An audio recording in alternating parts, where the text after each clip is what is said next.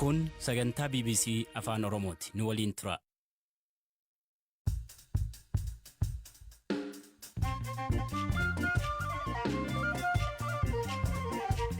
Akka mooltan dhaggeeffattoota keenya sagantaa raadiyoo BBC afaan Oromoo eegaleera. Yaaliin ajjechaa pirezidaantii Somaaliyaa irratti gaggeeffamu. Odeessa biraan shamarree Harargeerraa hojiif Saawud Arabiyaa jirtu dirqamaan gudeedamoo osoo baqattuu waan irra ga'e obboleettii ishee gaafanneerra. Mana baasanii shabaaba arabaatti gurguratanii shabaabni itti taphachuuf odoo deemuu natti taphattan jettee diddee osoo baqattu isaanillee hin dhibni isaanii haala saniin fooqii irraa darbamte. Humni waraanaa Sudaan Al-Burhaaniin durfamu kaartuum to'achuufi jedhan maddeen BBC. Amma lolli guddaan gaggeeffamaa kan jiru naannoo magaalaa kaartuum keessatti. Kaartuum irraa illee naannoo masaraa mootummaa ollaa sanitti gaggeeffamaa jira. Kan isiniif dhiyeessu Anzaala Lamtaa Addasaati.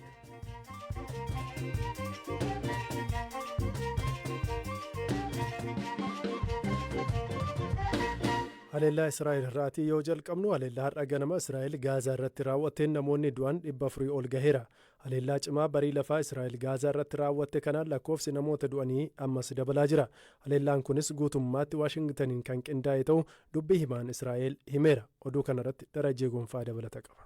Ministeerri Fayyaa Gaazaa hanga ammaa namoonni 400 ol du'uu fi ammayyuu ragaaleen hospitaalota irraa sassaabamaa jiraachuu beeksiseera. Kanneen du'an keessaa ijoolleen 50 ol dubartoonni ammoo 28 akka ta'anis ibsuun kanneen madaa'an hedduu ta'us beeksiseera. Kanneen du'aniin alatti Filisxeemonni madaa'an 660 ol ta'us ministeerri Fayyaa Gaazaa kun himeera. Hamaas ibsa baaseen Israa'el waliigaltee dhukaasa dhaabuu cabsuudhaan haleellaa raawwachuu ibsuun egereen namoota butamanii isa harka jiranii yaaddeessaadha jechuudhaan qaamoleen idil-addunyaa akka gidduu seenan gaafateera. Humni waraanaa Israa'el haleellaa Hamaas irratti gaggeessu cimsee akka itti fufu beeksisuudhaan namoonni akka baqataniif ajajeera. Bakkeewwan haleellaaf adda baafaman jedhee ibsuudhaan namoonni gara iddoo qubsuma lixa magaalaa Gaazaatti argamuu fi kaampii baqattootaa kaan yuunisitti hatattamaan akka baqatan jedhe. Namoonni butaman hanga hin deebinetti akkasumas kaayyoon waraana keenyaa hanga galma ga'utti Gaazaa keessatti haleellaan akka itti fufu himan ministeerri ittisa Israa'el. Ministeerri muummee Israa'el Benjaamin Netanyahuun kaayyoon lola Gaazaa keessatti gaggeessaniif dandeettii waraanaa Hamaas dadhabsiisuu fi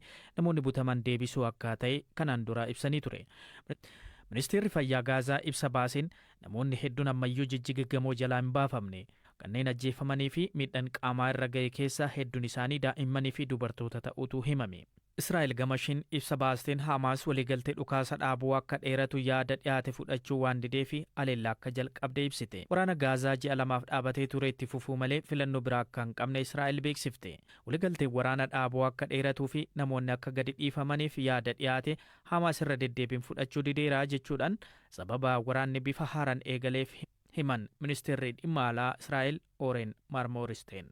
Hamaas garuu ibsa baaseen Israa'el waliigaltee cabsuun waraana banuu ishee himachuun UN fi qaamoleen araaraa akka gidduu seenan gaafateera. Dhaabbata biyyoota gamtoomanii UN dabalatee biyyoonni akka Chaayinaa, Raashiyaa, Awustiraaliyaa fa'aa waliigalteen dhukaasa dhaabuu akka kabajamu waamicha dhiyeessaniiru. Pirezidaantiin Ameerikaa Doonaald Tiraamp Hamaas namoota butee qabatee jiru hunda gadi hin dhiisu taanaan wanti hamaan akka isa eeggatu torban darbe akeekkachiisuun isaanii kan yaadatamudha.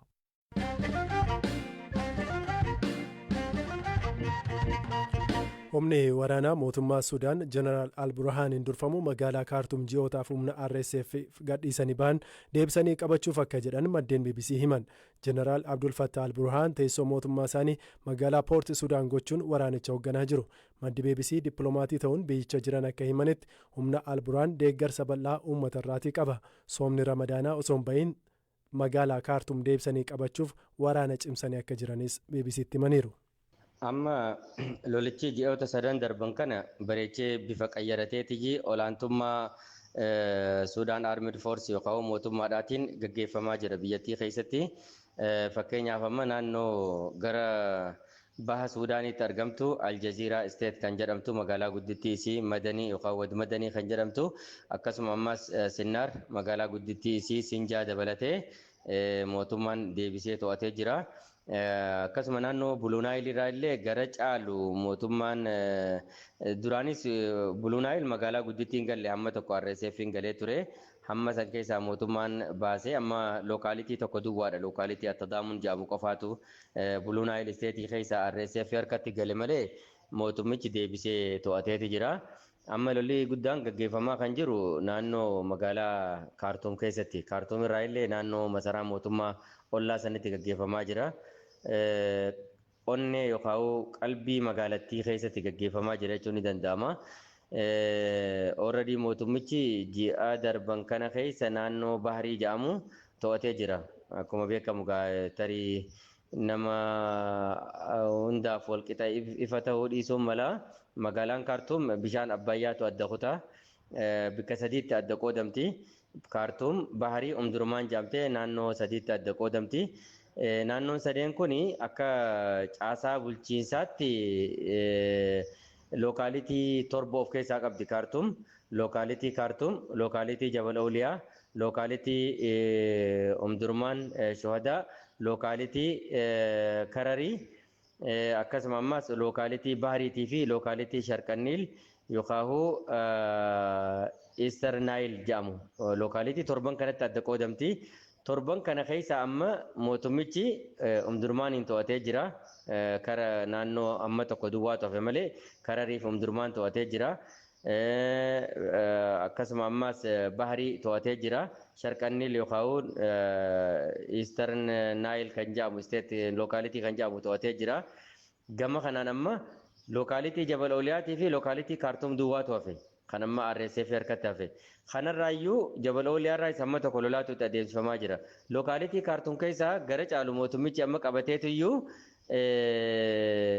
lolli adeemamaa jiru naannoo masaraa mootummaatii fi naannoo ministeera aadaa fi beeksisaa, ministeera hajaa dhimma biyya keessaa, ministeera hajaa alaa, Kaartuum yuunivarsiitii naannoo kanatti lolli deemamaa ture. Naannoo kanarraayyuu amma gara caalu mootummichi of harka galfatee naannoo masaraa mootummaa argamuu fi hamma tokko qofatti lolli gaggeeffamaa jira.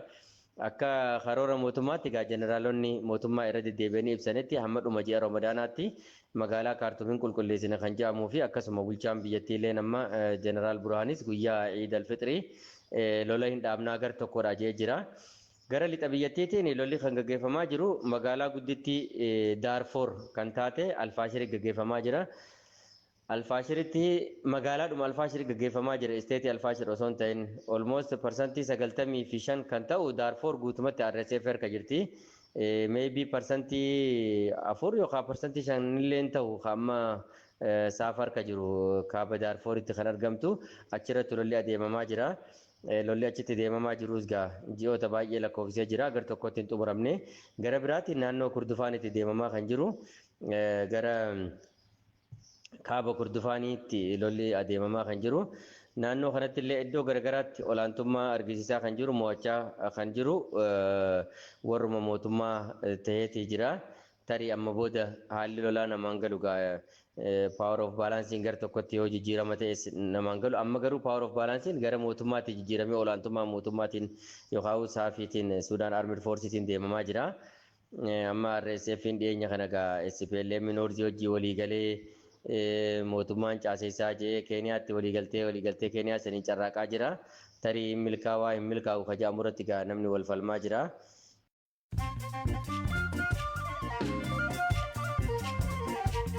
Kan dhaggeeffachaa jirtan sagantaa raadiyoo BBC Afaan Oromooti. Oduun gaggabaaboon isinitti hima. Hidhattoonni Al-Shabaab yaalii ajjechaa pirezidaantii Somaaliyaa Hassan Sheikh Mohammad irratti gaggeessan. Pirezidaantichi osoo hin miidhamin oolu Reuters gabaaseera. Hidhattoonni kunneen osoo pirezidaantichi magaalaa guddoo biyyattii Moqadishoo keessa deemaa jiru konkolaattota pirezidaantichaa ajjaban irratti xiyyeeffachuun haleellaa boombii raawwatan. Loltoonnii fi jiraattonni haleellicha ijaan argan akka jedhanitti konkolaattonni pirezidaantichaa ajjaban haleelamaniiru. Pireezidaantii US Donald Trump gareen hidhattoota Huutii Yaman ulaa yabala doonii idil addunyaa haleeluu hin dhaaban taanaan Iraan irratti tarkaanfii hamaa akka fudhatan dhaadatan. Dhukaasa Huutiin raawwatu hundaaf aanga'oonni Iraan itti gaafatamummaa fudhachuu qabu jedhan Trump. Gareen Huutii deeggarsa cimaa Iraan irraa argatuun socho'a. Balaliisaan xiyyaaraa yeroo waraana addunyaa lammaffaa hirmaate boqote. Balaliisaan xiyyaaraa kun lammii Biriteen yoo ta'u waraana addunyaa lammaffaa kanneen waraanicha irratti hirmaatanii hanga ayyoonaa lubbuun jiran keessaa isa qofaan ta'uu nafuu jedhama.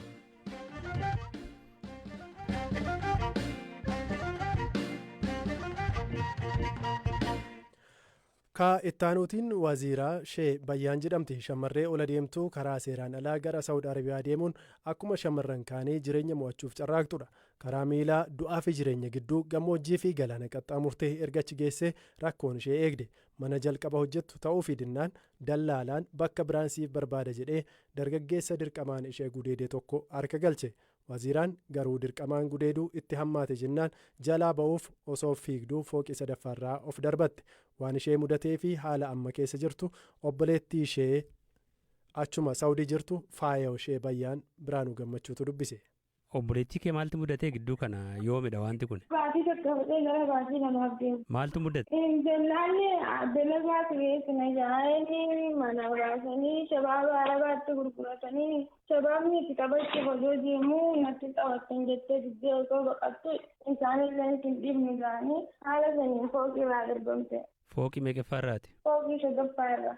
Maadha shabaabni jechuun maal isaan? Shabaabni afaan isaaniitti daldala jechuudha. Mana hojjettuun ala geessanii moo manuma keessa hojjettudha? Mana hojjettoo miti mana hojjettoo kan hin taane namni dalagaarraa ga'ee dalagaa gubee jijjiirratu akkanumas deemaa miti. Isin dalagaa jijjiirrachuuf dalagaarraa baatee dalagaa duraan irra jirturraa baatee isaan akkanuma fuudhanii daldala arabaa sanitti geessan. Warri geessan kun eenyu fa'i isaan? Warri geessanii dallaal maasitti gaan namni dallaalaarraan deemaa nama dalagaa nama Oromoo nama dalagaa nama geessu. Isaantu geesse.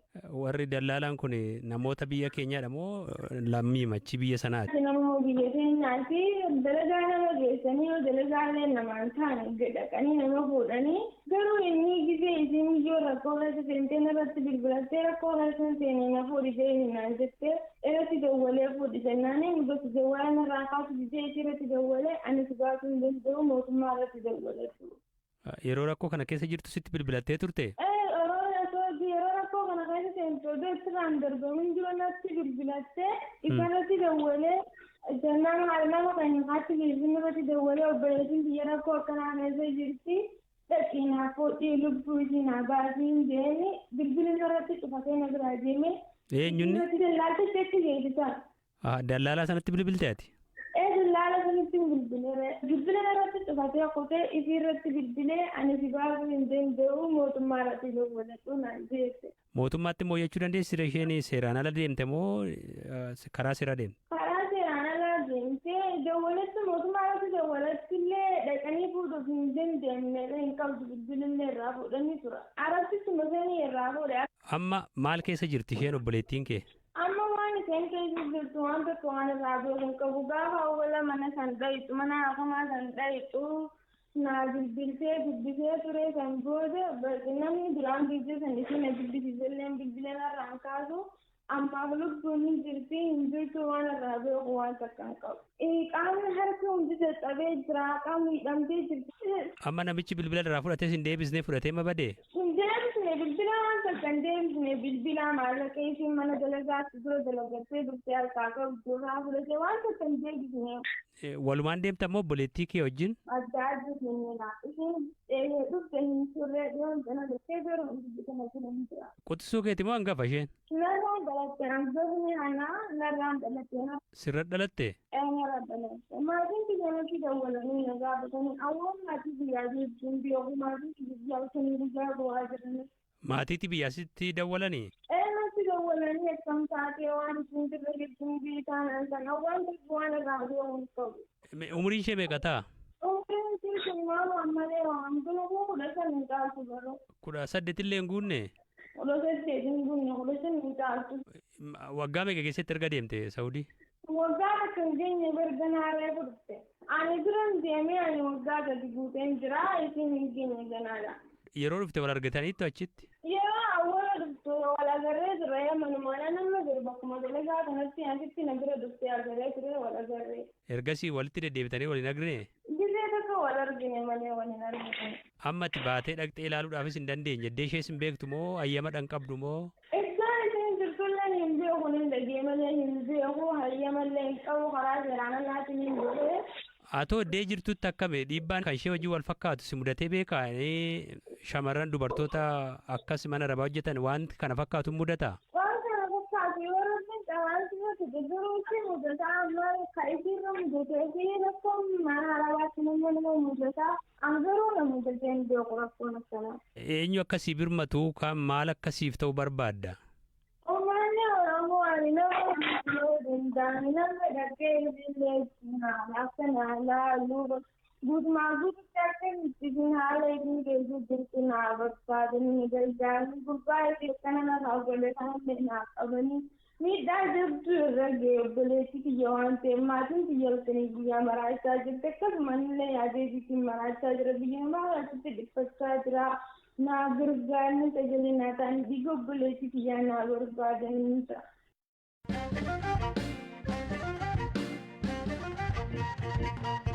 Gara dhumaatti dhiyaannee jira. Akkuma shaqaxoota kaanii hanqaaquun qaala'uun Itoophiyaa keessatti oduu haaraa miti. Haa ta'u malee akka tibba kana Ameerikaa keessatti ta'aa jiru hin taane. Isin hanqaaquu moo buphaa moo killee moo hokkakkaa jettu naannoo keessanitti asilii galgaloo waan jettu qabdi. Kamiifuu Ameerikaa keessatti gatiin isaa gar malee qaala'aa jira. Sabab kanaaf namoonni garii lukkuu kireeffachaa jiru. Dubartiin tun namoota namaaf kireessan keessaa tokko. Lukkuu 2 yookiin 4 nyaata isin barbaachisu hunda kitaabota, barnoota, deeggarsa bilbilaa waan hunda ni kennan. Namoonni kireeffatan irra caalaan ni jaallatan. Hojiin isaa salphaadha. Namoonni baay'eetti gammadu. Gatiin hanqaaquu 12 ammajji keessaa $5 ga'e. Bara 2024 yoo wal bira qabamee harka 53 dabalee jechuu. Garuu maaliif akkan qaala'e? Sababi guddaan weerara dhukkuba simbirroota kan USA keessa jiruuti. Tamsaa'in vaayirasichaa to'achuu fi lukkuu hedduutu qalame. Jiguraan dhala keessaa simbirroonni miliyoona 23 ol dhabamsiifamuu ministeerri qonnaa ibsi. Mudda keessa immoo simbirroonni miliyoona 18 dhabamsiifamanii turan. Lakkoofsi kun lukkuu fooniif guddifaman ka dabalatu. Garuu harki guddaan lukkuu hanqaaquu buusuu fi horsiifaman. Naannoo keessanii ta'u ohokkaan, killee, hanqaaquu, mobophaan agam dabalaa jira.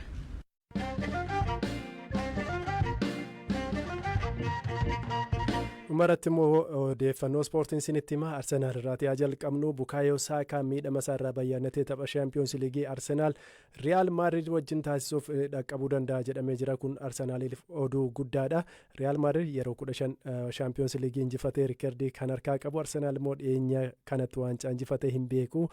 Pirimeer Liigiyyuu dhamaatii guddaa keessa jira jechuudha waggoota 2-3 kana. Saakaan kanaatiin alatti kontiraata Arsenaal wajjiniitiin dheeressuuf dubbii jalqabuuf akka jedhu ibsamee jira. Kontiraan isaa waggaa 2 qofatu hafee jira. Bara 2022 meendaan isaa paawundii miliyoona 10 waggaa tokkotti kan argatuun waliigaltee mallatteessee ture. Bara 2027 keessa kan xumuramu ta'a. Kanaafiyyuu kilaboonni biraa gabaa keessa galanii isaa kan gaafanneef Arsenaal kontiraata yeroo dheeraa kennuudhaaf jedha. Taphataan kun Arsenaal Shaampiyoons Liigii keessas Pirimeer Liigii keessas dorgomaa jabaa ta'aa waan jiruuf kilaba biraa barbaada jedhamee hin yaadamu jedhamaa jira. Taphataa murteessaa ta'uusaa immoo Arsenaal Bukaayoo Saakaa malee taphoota taphate ilaaluun ni danda'ama. Gama biraatiin gara Kool Paalmeritti yoo deebinu Paalmer miidhamarra jira. Garee biyyaalessaa Ingilaandiif hin waamamne bakka isaa taphattoonni biraa waamamanii jiru. Paalmer dhiyeenya kana qorannoo gaggeessee taphoota Cheelsii dhufaniitiif kan qophaa'u akka ta'e ibsamee jira. Kan biraa Raashfordiitiin ilaalla. Raashford erga gara Aston Villa adeeme gahumsa gaariitti deebi'aa jira. Garee biyyaalessaa Ingilaandiifis yeroo dheeraa booda waamamee jira. Toomaas Tuweel taphataa kana baay'een jaalladha. Nama gadi of qabee garuu immoo gahumsa guddaa qabudha. Gara gahumsa isaatti deebisuutti baay'ee gammadeera jedhee jira Toomaas Tuweel. Kanaan dura yeroo inni taphatus ilaaleen jira jedhee jira. Odeeffannoo jijjiirraa biraatiin gara Arsenaalitti yoo deebinu Wiiliyaam Saaliibaa fi Gabriel taphattoonni ittisarra taphatanis kontiraan isaanii bara 2027 keessa waan xumuramuuf Arsenaal isaaniifis kontiraata biraa dhiyeessuudhaatiif akka jedhu ibsamaa jira. Liyoonel Meesiin gulaallee waancaa addunyaa Arjentiinaan Uraagaayii fi Biraaziil wajjin taasistu irratti hin hirmaatu jedhamaa jira sababa miidhamaatiin. Tapha kanarraati hafuukoo baay'ee kan nama qaanessudha jedhee jira. Leenjisaan garee biyyaalessaa Arjentiinaa immoo miidhama xiqqoo isa mudaterraa kan ka'e Meesiin garee biyyaalessaaf akka hin taphanne ibsee jira jechuudha.